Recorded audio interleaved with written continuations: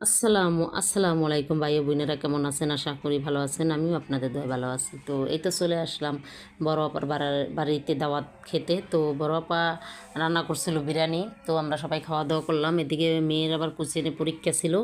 তো তাড়াতাড়ি খেয়ে ও চলে আসছে, ওরে খাবারটা আগেই দেওয়া হয়েছে। তো আমি ভাবি ভাই সবাই মিলে আবার একসাথে খেলাম। খাওয়া দাওয়া শেষ করলাম।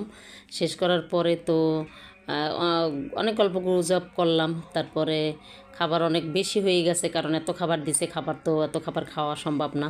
তো কী আর করার আছে, কিছুই করার নাই। খাবার যেহেতু তো তাও খাবারের শেষে পান থাকবে না তা তো হয় না, তাই না? পান খেলাম।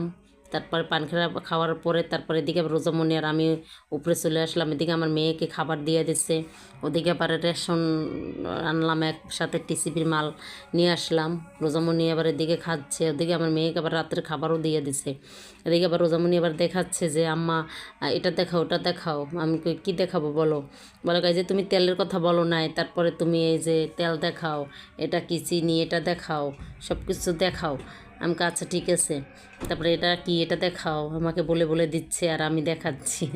হ্যাঁ, এই যে রোজামণির অবস্থা। রোজামণি আসলে সব সময় আমাকে সব কিছুতে হেল্প করে। তো ভিডিওটা এই পর্যন্তই। আল্লাহ হাফেজ, ভালো থাকবেন।